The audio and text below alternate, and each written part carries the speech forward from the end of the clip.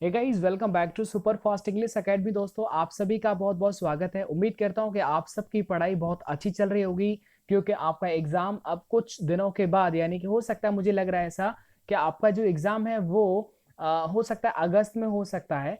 और आप अपनी तैयारी को बिल्कुल भी मत रोकिए। एक अच्छी रणनीति के साथ आप डेली बेसिस पर तैयारी करिएगा। देखिए, इस वीडियो के अंदर मैंने 10 क्वेश्चन लिए हुए हैं, मतलब एक क्वेश्चन 2 नंबर का होगा, मतलब 10 क्वेश्चन बराबर 20 नंबर। और ये एक स्पेशली ये टेस्ट है, काफी दिन मुझे हो चुके हैं इस तरह की वीडियो नहीं बना पाया। उसका रीजन ये है कि जैसे आप अपनी पढ़ाई और तैयारी में लगे हुए रात और दिन, उसी तरह से हम भी अपनी पढ़ाई लिखाई में लग रहे हैं। इसीलिए वक्त नहीं निकाल पा रहा हूँ, लेकिन जो इंपॉर्टेंट चीजें होती हैं वो मैं आपको शेयर करता रहता हूँ। वीडियोज आती रहती हैं जो इंपॉर्टेंट हैं। चलेगा, आज इस टेस्ट के अंदर आप अपना पूरा अपना मतलब जो भी दिमाग है वो सब लगाना, गलती मत करिएगा। और पूरा उम्मीद करना कि आपको 20 नंबर आपके आ जाएं, और आएंगे तब जब आप पूरा ध्यान से पढ़ेंगे क्वेश्चन को, तो समझ में आने लग जाएगा, तो आप आराम से 20 नंबर ला सकते हैं। चलिएगा, वीडियो में शुरू करता हूं। ये देखिए, अब देखिए आपके सामने ये प्रश्न मेरे ये लिखा हुआ है, और इसे आप गलत मत करिएगा, रिक्वेस्ट है आपसे। क्योंकि अगर गलत कर दिया तो मतलब आपको खुद न खुद आप डिमोटिवेट हो जाएंगे कि मैं इतना इंग्लिश सीख चुका हूं, उसके बावजूद भी मैं गलत कर रहा हूं। तो हो सकता है कुछ नियम आपसे दूर रहे हों, उन्हें आप सीखेगा। लिखा हुआ है कि I am looking forward for the day of my wedding. देखो, बहुत सिंपल सा है। इस तरह की जो एरर्स होती हैं, और एरर है मतलब अंग्रेजी के अंदर एरर फाइंड करना, और हिंदी के अंदर वाक्य शुद्धि, या फिर हम बात कर रहे हैं शब्द वर्तनी, ये दो टॉपिक ऐसे होते हैं सर, इन्हें वही स्टूडेंट कर सकता है जिसे पूरी हिंदी व्याकरण की या फिर अंग्रेजी ग्रामर की अगर पूरा जानकारी है, तभी वो कर पाएंगे। तो देखिए, आई के साथ एम लगता है, ये तो एकदम सही है।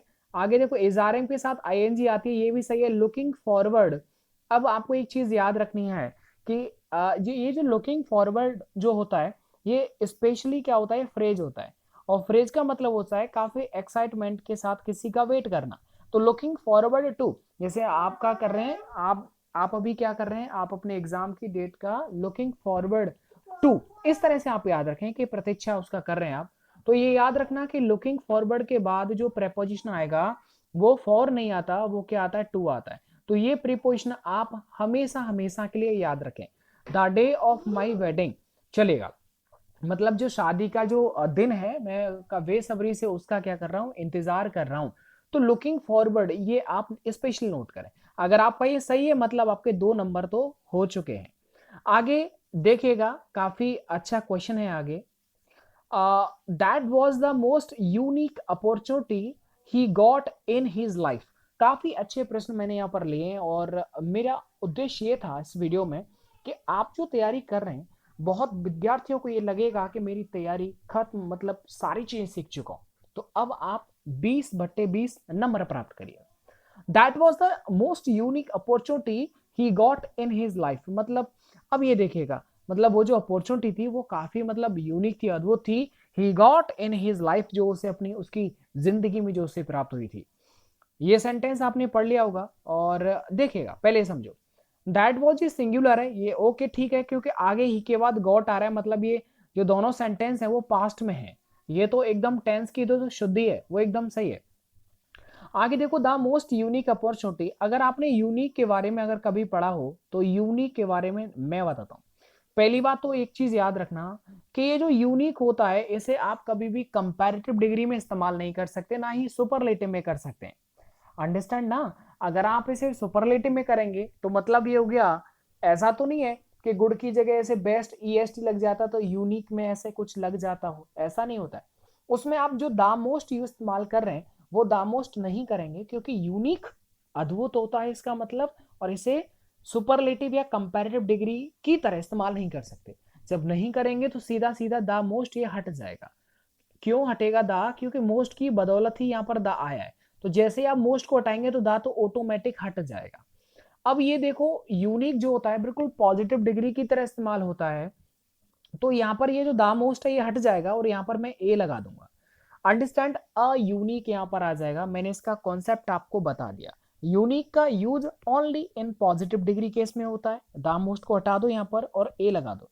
एक और चीज याद रखना, अब यहाँ पर आप डाउट ये करेंगे सर यू आ रहा है, और आपने सीखा होगा कि ए ई आई ओ यू, अगर ये आए तो आपको एन लगा देना है। गुरुजी यू आ रहा है तो आपको एन लगाना चाहिए।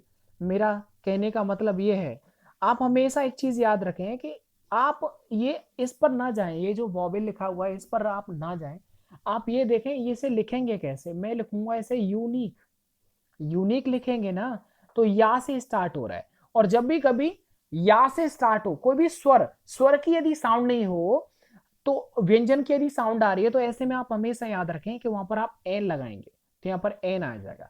लेकिन जैसे एलिफेंट तो ए मतलब ऐसे लिखेंगे, तो ये क्या होता है, स्वर होता है ना भाई, स्वर व्यंजन हिंदी में आपने पढ़ा होते 30-11, तो ऐसे में यहाँ पर एन आ जाएगा। तो ये 2-3 कॉन्सेप्ट थे जो मैंने आपको बताए। टेंस की तो बिल्कुल अशुद्धि है ही नहीं, क्योंकि दैट वाज ये पास्ट में है, तो आगे भी देखो पास्ट में ही दे रखा है।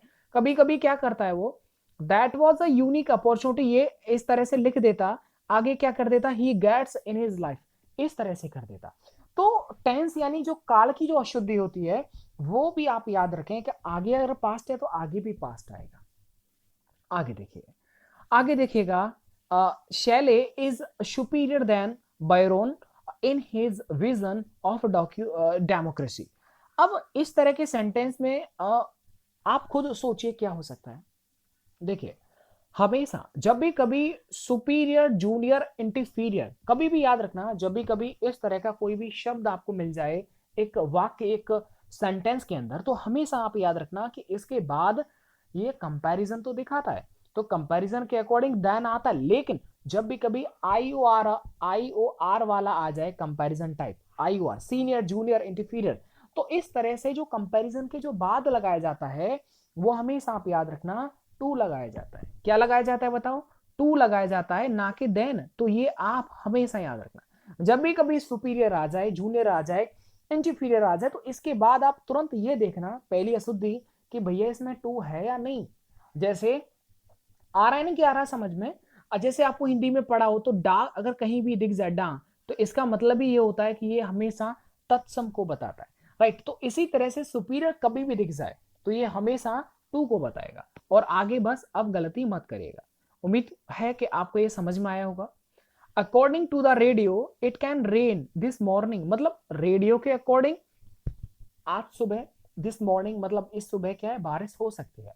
सेंटेंस आपने पढ़ा, अब आपको, मेरे को तो पता चल गया कि आपको समझ में आ गया होगा कि यहाँ पर कैन नहीं आएगा, मे आएगा। क्योंकि अब देखो, कभी भी अगर कोई संभावना है, अगर अगर जो भी संभावना है वो स्ट्रॉन्ग संभावना है, यानी एकदम फैक्चुअल बात है, उसने बोला है ना भाई कि रेडियो के अकॉर्डिंग, अब जाहिर है फैक्चुअल बात हो गई।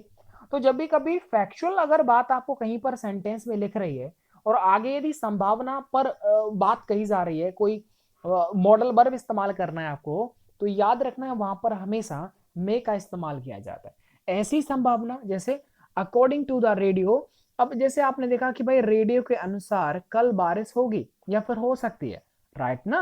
तो ऐसे में अगर संभावना जहां होगी मतलब वहां पर मे लगा देना। फैक्चुअल जो पॉसिबिलिटीज होती है वहां पर मे का इस्तेमाल किया जाता है। आगे देखिए, आगे देखिएगा, no sooner they had received the guest then they began entertaining them. ये वाला सेंटेंस शायद ही कोई ऐसी वीडियो गई हो जिसमें मैंने न डिस्कस किया हो, क्योंकि ये वो था जो मैंने कभी किसी एग्जाम में गलत किया था। तो लेकिन मैं नहीं चाहता आप इसे गलत करें। ये देखो, नो सूनर आपको कभी भी दिख जाए तो दो चीजें आपको सेंटेंस में देखना ही देखना है, क्योंकि 2-3 तरीके से ये गलत हो जाता है सेंटेंस में। कभी भी नो सूनर आ जाए तो हमेशा सबसे पहले आपका दिमाग जाना चाहिए बीच में कंपैरिजन, यानी कि ये जो कंजंक्शन लगाया है, कंजंक्शन क्या लगाया है, जोड़ने के लिए जो लगाते हैं ना भैया, वो कंजंक्शन है।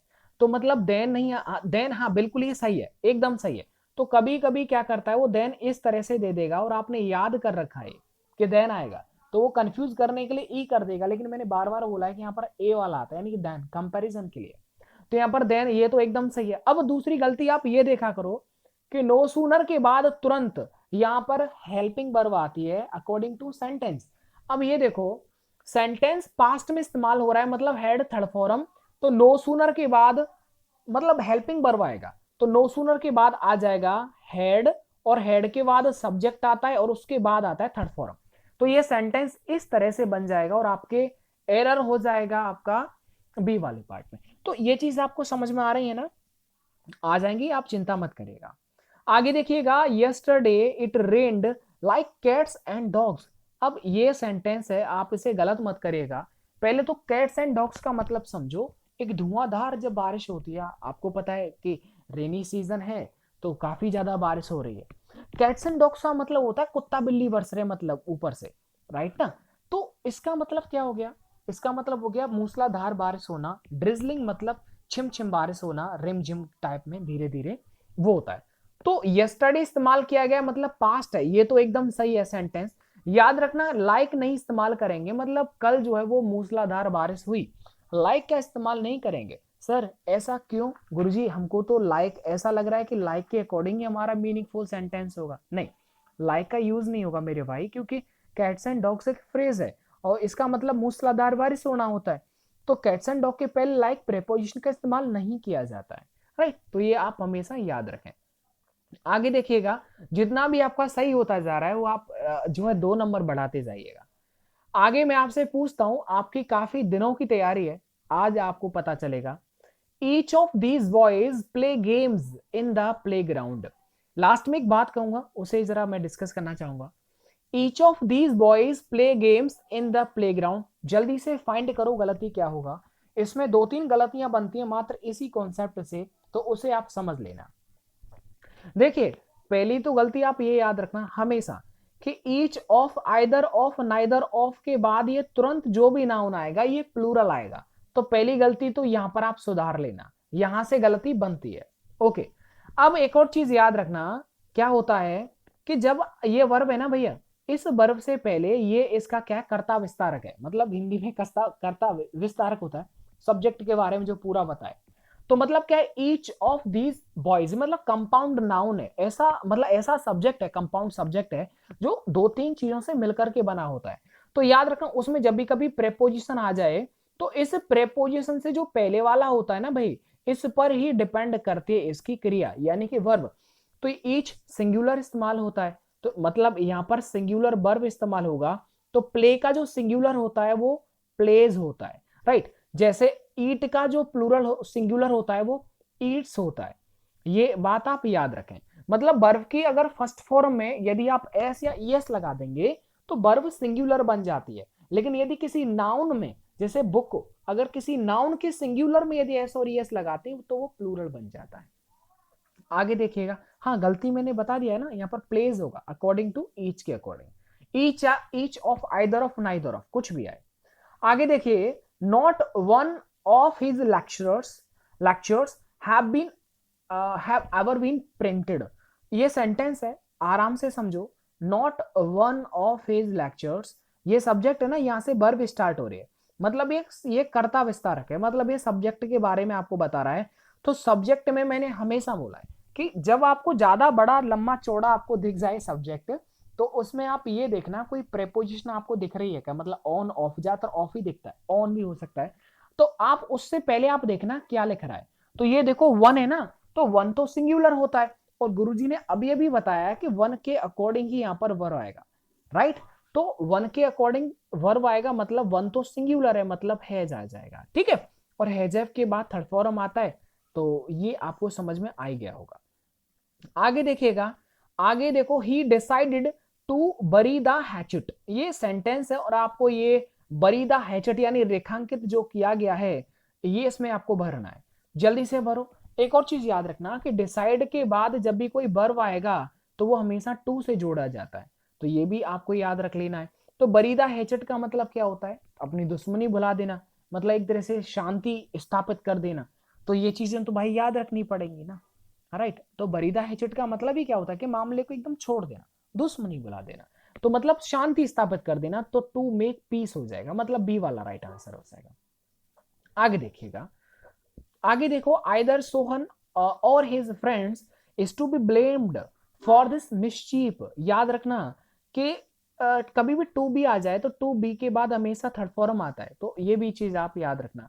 एक और चीज, ये देखो सब्जेक्ट है और ये वर्ब है, मतलब ये सब्जेक्ट के ऊपर ही तो वर्ब डिपेंड करती है, तो ये भी आप देखो। यानी कि देखो बीच में ये सब्जेक्ट है और इस बीच में जो कंपेरिज जो प्रेपोजिशन है वो और है।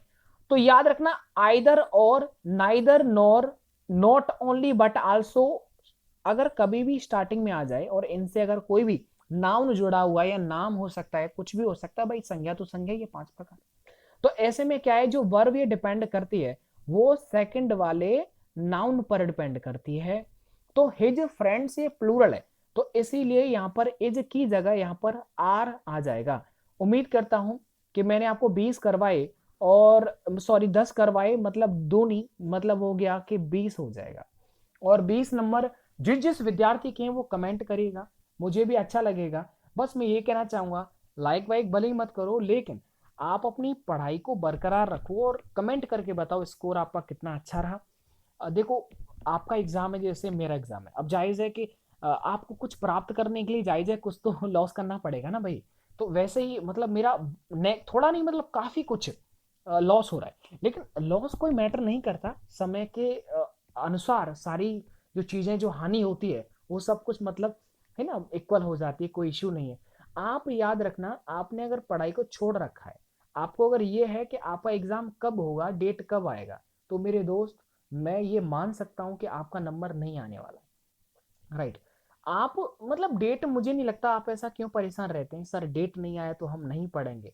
वीडियोस हैं, आप उन्हें रेगुलर बेसिस पर देखा करो, जितनी वीडियोस देखो, मैं आपको समय आने पर आपको बताऊंगा कि राइट अभी हम किस एग्जाम के लिए अपने आप को तैयार करें। काफी काफी स्ट्रगल। आप तो रेगुलर पढ़ते रहे ना भाई 2-3 साल से इसी लाइन में, मेरे को तो हर चीज पढ़ना पड़ रहा है। हिंदी अलग पढ़ना पड़ रहा है, मैथ अलग, रीजनिंग अलग पढ़ना पड़ रहा है, संविधान अलग पढ़ना पड़ रहा है। तो हर चीज पढ़नी, अलग अलग चीज जिनसे मेरा कोई संबंध नहीं रहा काफी पिछले सालों से, तो हर चीज सीखने पड़ रहा है। तो बहुत सारे यूट्यूब चैनल्स हैं जो सर पढ़ाते हैं, है ना, कुछ पेड कोर्सेज भी हमने खरीद रखे हैं। तो मतलब हम नहीं चाहते किसी भी तरह से अपने लक्ष्य से थोड़ा भी भटका जाए। तो आपको मैंने पर्याप्त जो है सारी चीज करवा रखी है, आप पढ़ो बस, और जो इंपॉर्टेंट चीजें हैं वो मैं आपको रिकैप हमेशा करवाता रहूंगा। बस आप पढ़ते रहें, अपने आप को डिमोटिवेट ना होने दें, क्योंकि बहुत ज्यादा विद्यार्थी ऐसे भी होते हैं जो डेट के भरोसे बैठे रहते हैं, और उनका, मुझे नहीं लगता कि उनका हो जाएगा। क्योंकि मैं देखो अभी मेरे एग्जाम का कोई भी डेट का पता नहीं है, लेकिन अगर कोई ये बोले ना कि भैया अगर 6 महीने आगे पोस्टपोन हो गया है आपका एग्जाम, तो मुझे कोई फर्क नहीं पड़ेगा। मैं परमात्मा से यही बोलता हूँ कि मेरा एग्जाम भले 1 महीने आगे बढ़ जाए। तो आपको भी ये पॉजिटिव ही रहना है, जिनका फॉर्म भर गया मतलब वो श्योर है, अंडरस्टैंड ना। और आप एक थोड़ा रणनीति के हिसाब से तैयारी किया करो।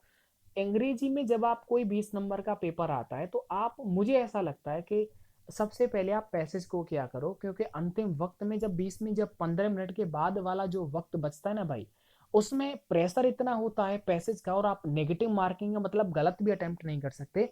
तो उस विद इन 5 मिनट्स के अंदर आप पूरे पैसेज को अच्छे से नहीं पढ़ पाएंगे, और आप जब पढ़ पाएंगे नहीं मतलब आपका 4 जो क्वेश्चन है 4 नंबर के वो गलत हो जाएंगे। ये मेरा अपना मानना है।